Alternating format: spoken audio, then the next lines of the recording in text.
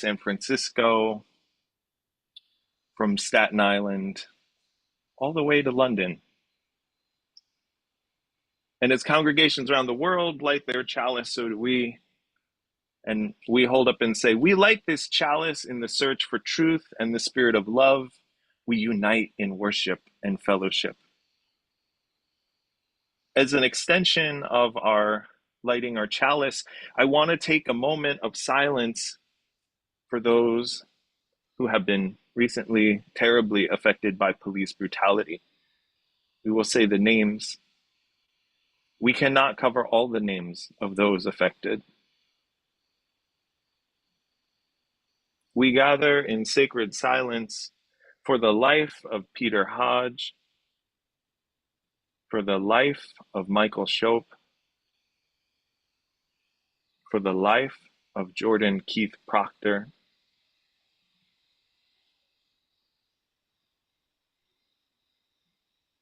as we gather in sacred worship, may our time be a symbol of our commitment to continue the work of racial justice in this country and around the world, and to proclaim directly and clearly that Black lives matter. In addition, we are taking a fourth moment to recognize the impact of war on so many innocent people, children, families, individuals across this world.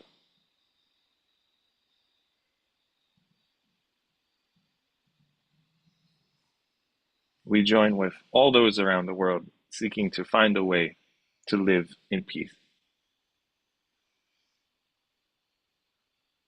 Our opening hymn this morning, which Carolyn and Kevin have prepared, is Vine and Fig Tree.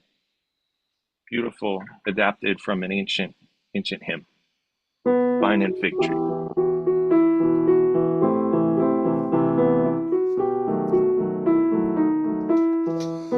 And everyone neath the vine and fig tree shall live in peace and unafraid. And everyone neath the vine and fig tree shall live in peace and unafraid. And into plowshares turn their swords, nations shall learn war no more. And into plowshares turn their swords, nations shall learn war no more. And everyone neath the vine and fig tree shall live in peace and unafraid.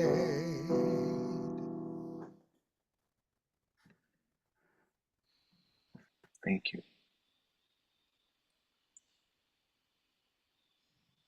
Every week, our congregation gathers in a ritual of joys and sorrows. This is a moment for all of us from the many spaces we have gathered in to be in one space. This morning, we're in one shared digital commons, one shared space to offer and reflect on the joys and difficult moments in our lives and in the wider world.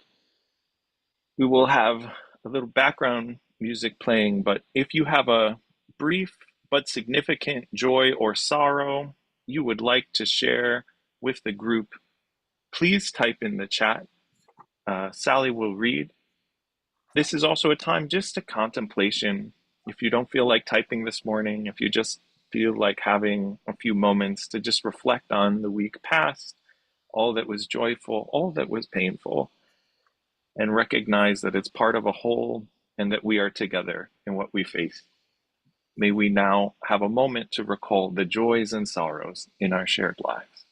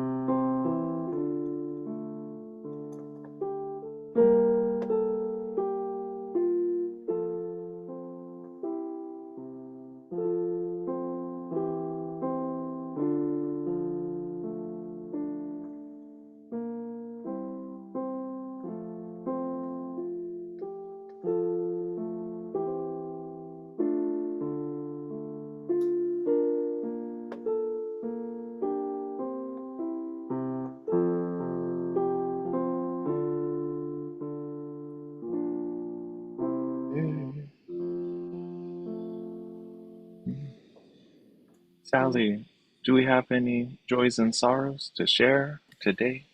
Yes, Reverend Daniel, we have some, and you can keep putting them in while I'm reading if you'd like. So, um, Mike, oh, wait, I gotta go up, up, up, up, up. Well, Mike said we got a lot of good mornings, first of all. And Suzanne said that John and she will be flying to New York to celebrate the wonderful life of my nephew, Ed Ike, at his memorial on Friday. Love to all of you, Suzanne. Mike said he wanted to thank me and all the others that made this Zoom possible with such short notice. It was a team effort.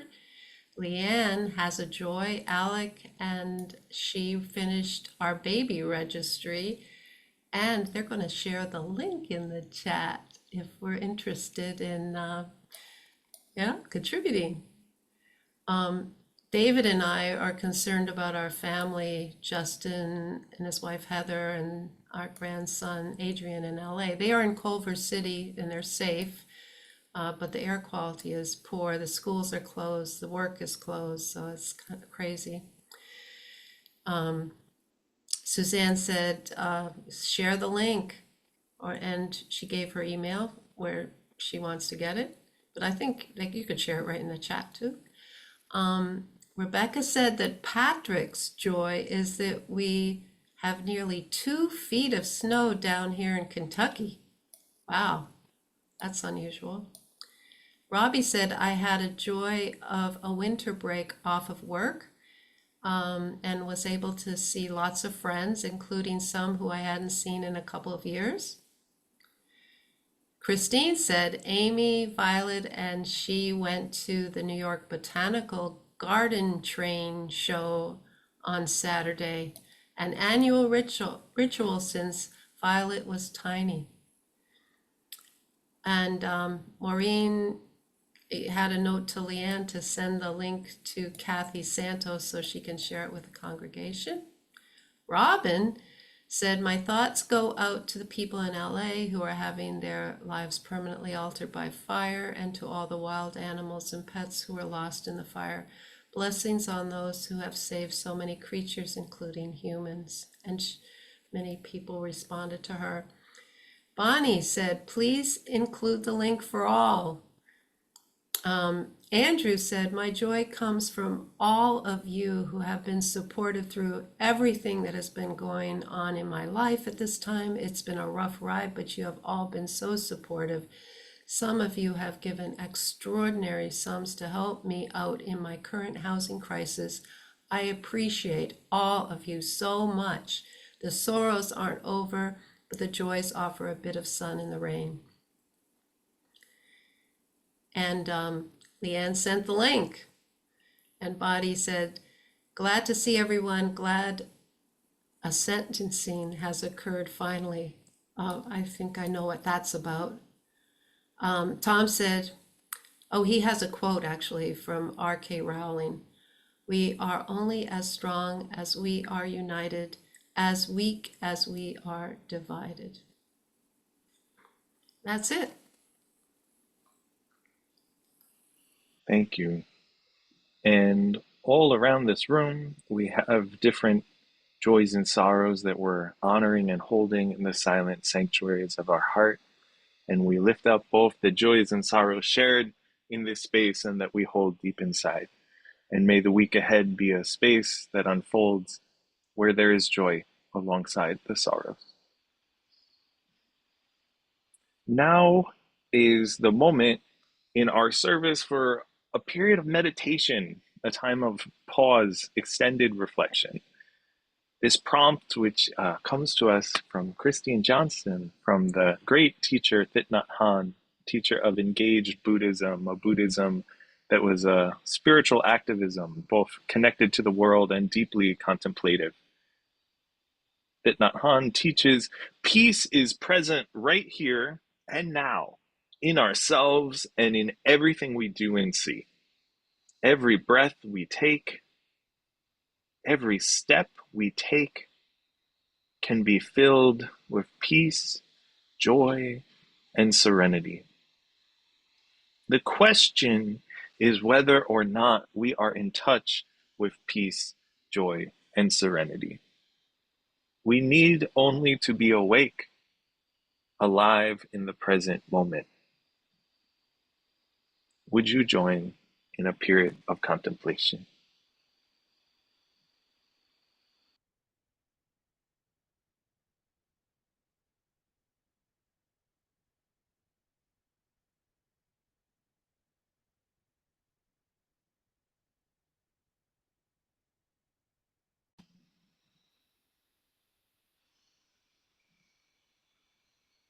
As we come back from our meditative period, we continue because just like every moment can be a time of peace, joy, and serenity, all around us are opportunities of contemplation and reflection.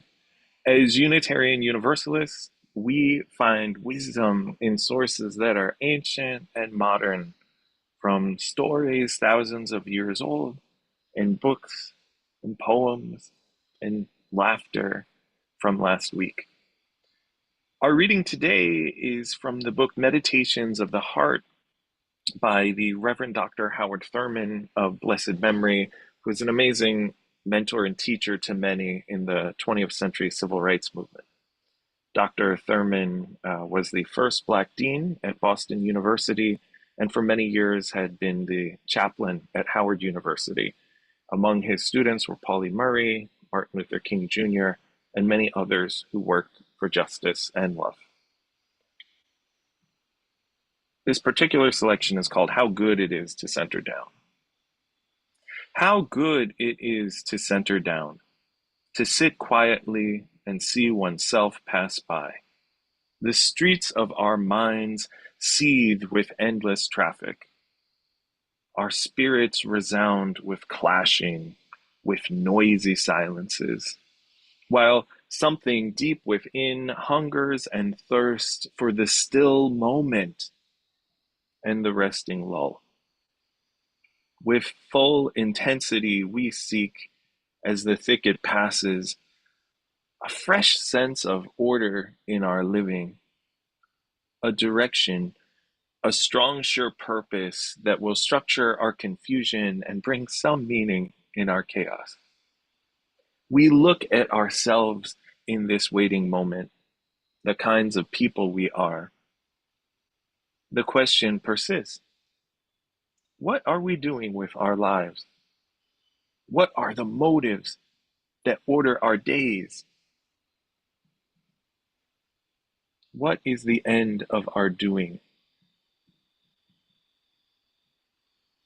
Where are we trying to go?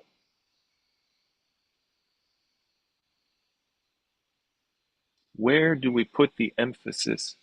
And where are our values focused?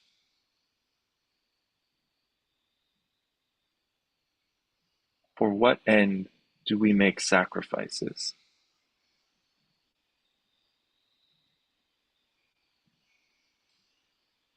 Where is my treasure? And what do I love most in life?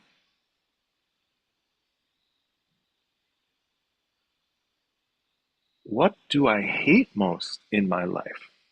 And to what am I true?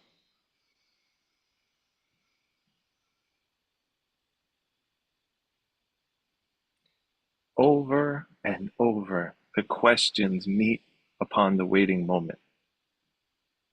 As we listen, floating up through all of the jangling echoes of our turbulence, there is a sound of another kind, a deeper note that only the stillness of the heart makes clear. This deeper note moves directly to the core of our being. Our questions may be answered, our spirits refreshed, and we move back into the traffic of our daily round with the peace of the eternal in our step. How good it is to center down.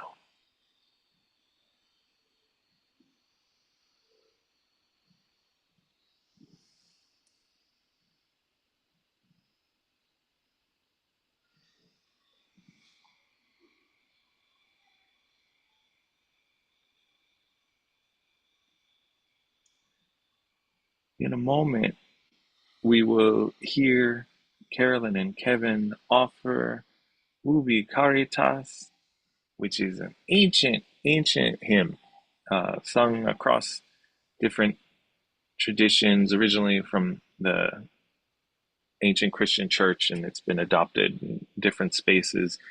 The hymn translates to where charity and love are, God is there, the divine is there, hope, joy. You can use different words, but the essence of that deeper note of the heart that we are connected to, where charity and love are, there that deeper note of the divine, of joy, is there.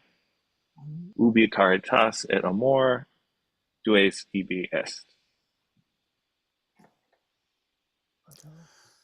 After the word amor, insert the words ubi caritas.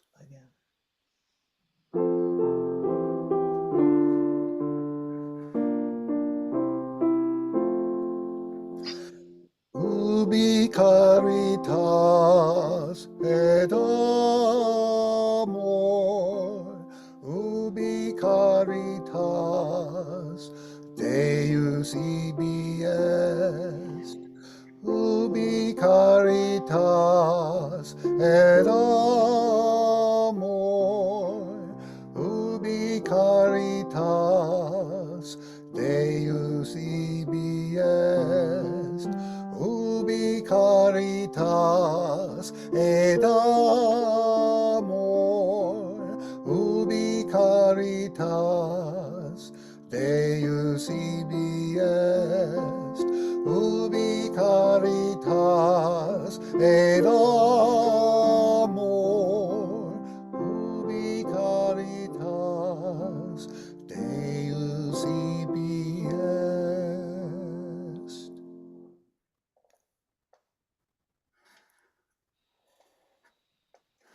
Thank you. Our sermon today, fittingly, perhaps paradoxically, is about sanctuary on a day where we are not in our sanctuary. I do want to take a moment just to thank all the volunteers this week, especially Tom and everyone on Building and Grounds who just responded so rapidly as we face this challenge of the failure of the fans in the furnace. We will have a team coming next week to look. Hopefully, we'll be able to be back and warm in our sanctuary next Sunday. But just a reminder, not that perhaps we needed more, but a reminder that so much is precarious and unknown and can change so quickly. There is something powerful about the word sanctuary because it means different things. It talks about a place in its most ancient. Sanctuary is a place for the holy. But sanctuary also is a practice of protection. It refers to the protection that a place, that a group of people can offer one another, especially the most vulnerable and those most hurting and aching. In ancient Near East, in Israel, in Persia, in Egypt, sanctuaries were places of sacred ritual actions. And drawing from the Jewish tradition that's part of our own heritage as Unitarian Universalists, sanctuaries also were places of social criticism, where prophets would rise up alongside the priests doing ritual actions, and prophets would offer criticism for ethical improvement, trying to help the community, whether you were a monarch, a merchant, or a farmer, think about how are we called to be different in how we act to one another. And you can see these two definitions of sanctuary have different texts and books in the ancient scriptures you can draw from. The book of Leviticus says, honor holy days and reverence holy places, talking about sanctuary as a place. But the book of Amos, which is just as ancient and is a prophetic book, famously critiqued religion that just viewed faith as about one place. In fact, Amos said, I despise your festivals and your rituals. I don't want that. What faith is let justice run down like water, and righteousness like a mighty stream. Both of these understandings of sanctuary, a holy place, holy protection, are ancient and come to us, and we try to make sense in our tradition what it calls for us in our time. And we're not the first generation to do that. Sanctuary has been about honoring sacred gathering places and about protection and refuge for the vulnerable for millennia. In more modern times, since the 19th century, in this country, in this congregation, houses of worship have become sites of sanctuary that offer both religious place and protection. In the 19th century, the Underground Railroad was a protection sanctuary where individuals use their homes, their businesses, their houses of worship to offer gateways to freedom from profound and evil enslavement out of territories in the United States to Canada and different parts of this country. In the face of enslavement of human beings that was sanctified by preachers, wealthy elite, and the media, networks of regular people in cross-class communities disrupted patterns of power and organized networks of sanctuary. It is to this congregation's great credit that in the 1850s, many of the early founders of this house of worship were active in that movement. In the early 20th century, some, not all, but some British Unitarian meeting houses became sanctuaries for those who opposed the First World War. In the 1960s and 1970s in this country, during the American War in Southeast Asia, which included violence in Vietnam, Laos, and Cambodia, houses of worship from Berkeley to Boston declared themselves as sanctuaries that would not recognize the authority of the US government to draft young men into the armed forces. Many Unitarian Universalist congregations, though not exclusively ours, Lutheran, Catholic, other traditions were part of this, but many Unitarian Universalist congregations were among the organizing hubs of resistance to the war and work for peace, including famously a place called Arlington Street Church in Boston, where there was literally a religious service, a ritual where young men burnt their draft cards to prevent being sent overseas to fight. Many other Unitarian Universalist conflicts actually were engulfed in very deep conflict about the war. Some sanctuary buildings in our movement were burned down in arson attacks in Hawaii and Indiana because the wider community disagreed with peace activism. Other congregations simply divided internally, uncertain of what the moment was calling for, and leading to many conflicts inside the life of the congregation, some of which still ripple forward into our times today. And not that long ago, in the 1980s, during the renewed and violent Cold War between Americans and Soviets for influence in the Caribbean and Central America, across the country, houses of worship declared themselves as sanctuaries, holy places and places of protection that would not recognize the authority of the US government to deport undocumented immigrants from war-torn countries that were nominally US allies. Many El Salvadorians, for instance, fled north to the US to escape political violence and asylum because the US government supported the military government that ran El Salvador at the time. The government's policies were very restrictive to recognize the refugee status of these Central American immigrants. In the 1980s, according to Reverend William Albert, over 500 houses of worship, from churches to synagogues, voted to house immigrants from Central America, both to provide protection to those particular individuals and families, and also just to broadly protest the US government's support for those regimes. Reverend William Albert, who lived a long life, he lived until his 90s and passed away the last few years of blessed memory. He was the pastor at the time of Community Church Boston in the 1980s. He was a former Methodist who joined the Unitarian movement because he just wanted to be part of a faith tradition that was inclusive. When Reverend Albert was trying to preach LGBT equality in the Methodist Church in the 1970s, his bishop had him investigated and actually recommended that he receive mental health treatment for suggesting such inclusion. Albers left and joined our faith tradition. And then a moment happened in the 1980s where he and his community had to discern, what are we called to do? And what I love about the sanctuary of Community Church Boston, it is profoundly unassuming. If we got on a train and went to Boston later today, it would be kind of hard to find. It's in Copley Square, but the first floor of their sacred place is a falafel restaurant. And the second floor is where they gather in a worship hall. Their third floor is an office building, an office that they rent out. Very unassuming. But community church for years, according to William Albers, was dedicated to, quote, a universal ethic that transcends religion, race, political ideology, and sexual orientation, and reveres all people as members of one human family. Community church identifies itself as an ethic, not an edifice, as an ethic, not an edifice. And particularly this morning where we're meeting online, not in our edifice, but in the gathered community, that feels particularly raw and relevant. Reverend Albers recounted that at a specially called meeting in 1983 at Community Church, they discussed whether or not to be a sanctuary congregation. And the vote was almost totally in favor, except for one couple who were very fearful of what would happen to the congregation, to the members of the congregation, to the minister, by taking this action.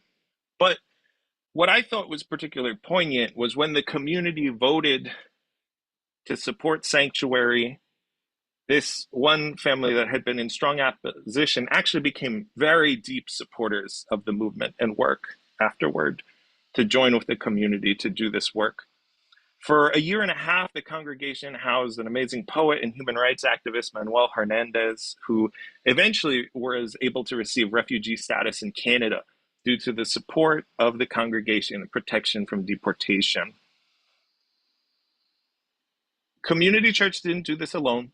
There are multiple Unitarian congregations in downtown Boston. Not all of them were able to physically house or chose not to physically house, but they did find different ways, whether through legal aid, providing food, support, or just broader political advocacy to change the laws, found ways to get involved in the work. There's no one way to be sanctuary. Every community looks at its particular context and discerns how are we called to act, to be both a place that is holy and to protect the holy. And what is holy is whatever honors life. And in our time, since the mid-2000s, across the country, hundreds of houses of worship have housed immigrant families, have been rally sites to change laws, have done collections for food and clothing for new immigrant families, have found different ways in the broadest context to explore what sanctuary means. And as some of us know, the Obama administration vastly expanded deportations during the financial crisis, partly in hopes to secure political backing for a wider congressional immigration reform law. That law never materialized. In 2011, the Obama administration issued a directive to the Department of Homeland Security that currently is still standing right today, that designated sensitive locations, including houses of worship and schools, as generally off limits for arrests and raids for immigration law enforcement. In essence, the cultural power of schools and houses of worship, sites of education and sites of prayer, deterred the US government from enforcing immigration laws at these locations. And that's something that we've seen in our area in the last few years. Fourth Universalist Church in Manhattan housed Ora Hernandez for several years while she was fighting a deportation order, and they created an apartment space in their sanctuary building. Dozens of coalitions across New York City have found ways to try to respond with mutual aid in moments of crisis. First Unitarian Brooklyn has an overnight policy where they can provide shelter for up to 3 or 4 days for individuals that ask. They have different protocols to provide overnight shelter on short notice. And then many other communities and congregations work with groups from the Senegalese Association of America to others, providing direct relief as families are coming to New York as political and economic refugees. Reverend John Morehouse, who serves one of our congregations in Philadelphia, has said, I'm not doing this work. We're not doing this work alone. And the act of sanctuary in the 2020s is an act to engage in community life. It is not about isolation, but looking around at the sites and places of protection and place across our region and figuring out how we can connect and show up on the island. Who are the partners who are doing the work, and how can we accompany and support and ally in that work? Reverend Abe Janamanche, who serves our congregation in Cedar Lane in Maryland, just outside Washington, D.C., has said repeatedly, we are a nation of laws and rules, but we also are a nation of compassion. And that call to compassion, that call to a vision of religious life that's about protection of one another, is something that we all will face in different ways in the coming months and years. Gaia Vince, who studies the social impact of climate change, is a brilliant journalist. She wrote in her book, Nomad Century, globally in the past few decades, borders have become more restrictive. The rhetoric around immigration has grown hostile, particularly to refugees. Some states are even paying others to imprison would-be migrants from their borders. The EU has been compensating Libya for preventing people from leaving its borders, for instance. Denmark and the United Kingdom have been floating plans to send asylum seekers to Rwanda for their claims to be processed.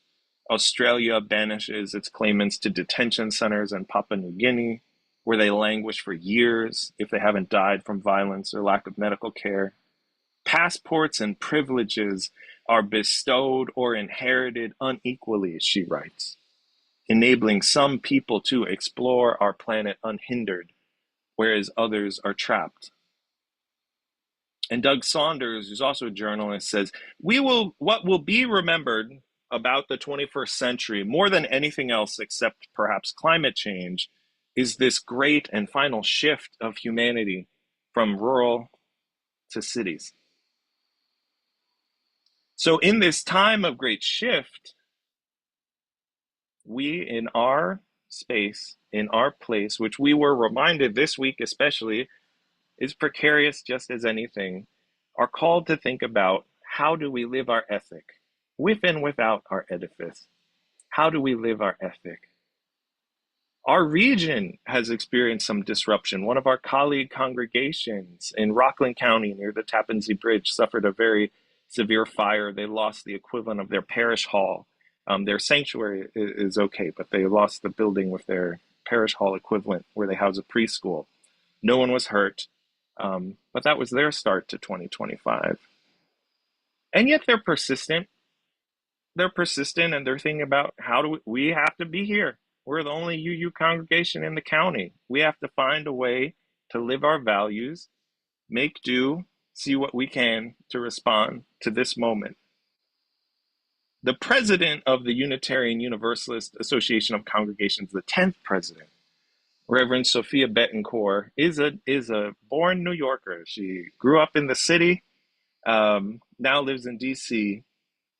And she recently said this about our faith. She said, what I do know beyond any reasonable doubt is that we are a sanctuary people. We can make that claim.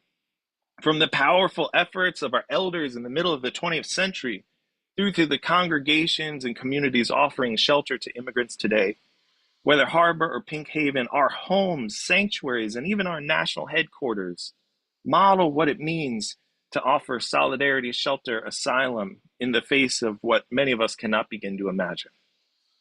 These are times that will be defined by the continued and increasing need for organizing and a faithful commitment to mutual aid, to support for one another. This week, our congregation is one of hundreds of Unitarian Universalist congregations across North America and one of thousands of Unitarian and Universalist congregations around the world that are supporting or sustaining sanctuary, place, and protection in varied ways.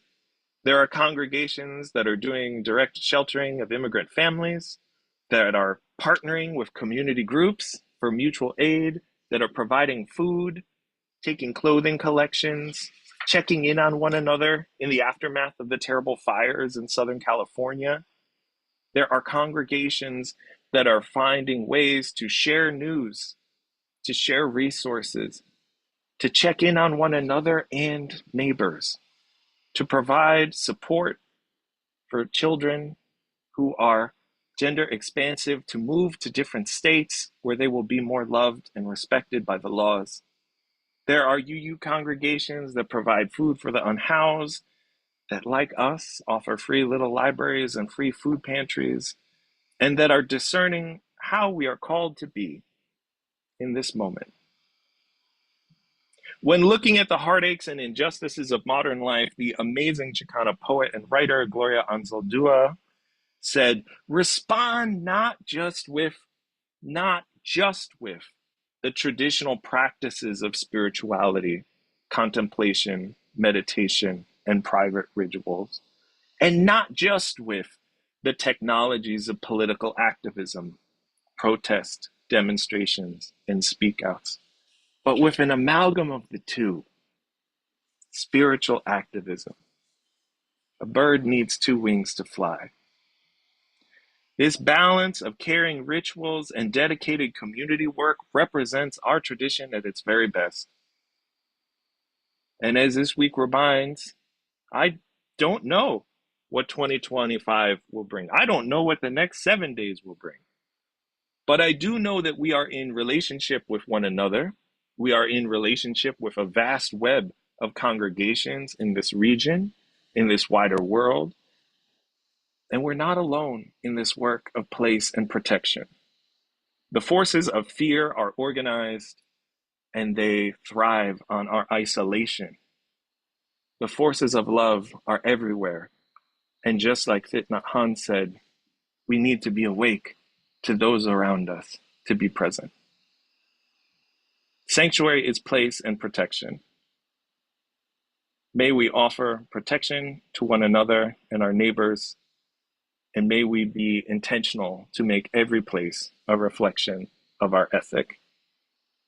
May you find peace this week and have moments of joy along with sorrow. May you be well. Thank you.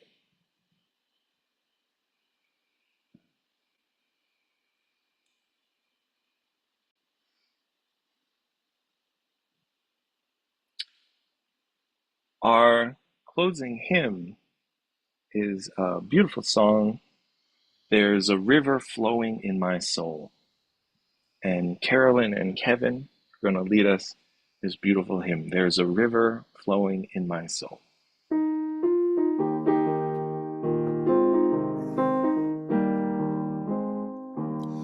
There's a river flowing in my soul. There's a river flowing in my soul. And it's telling me that I'm somebody. There's a river flowing in my soul. There's a river flowing in my heart. There's a river flowing in my heart, and it's telling me that I'm somebody. There's a river flowing in my heart. There's a river flowing in my mind. There's a river flowing in my mind, it's telling me that I'm somebody. There's a river flowing in my mind. There's a river flowing, there's a river flowing, there's a river flowing in my soul.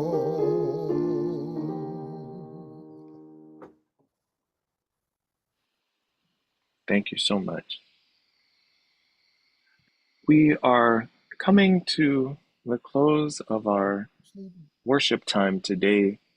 And as we do so, we think about what is holy to us, what we what honors life, what invites possibility. And I invite you even just now just to take a minute, look at this image from our congregation. That beautiful rose window is older than our current building. It comes from the second meeting house of our congregation and carried over to this building when it was formed. And to me, that's just a reminder that, we never know when something is fully ending and something is fully beginning. There are these threads of continuity. So we will be challenged much in the coming weeks. I don't know all that will happen in our wider political culture, even in our city, but I know the values that we commit ourselves to. And may love and freedom be the ethic that guides us as we honor place and protect one another and our neighbors. As we do every week, we extinguish the flame, but not the light of truth, the warmth of community, or the fire of commitment. For these we carry in our hearts until we are together again. May you go in peace, may you find joy, and may you have a glad surprise in the week ahead. May it be so.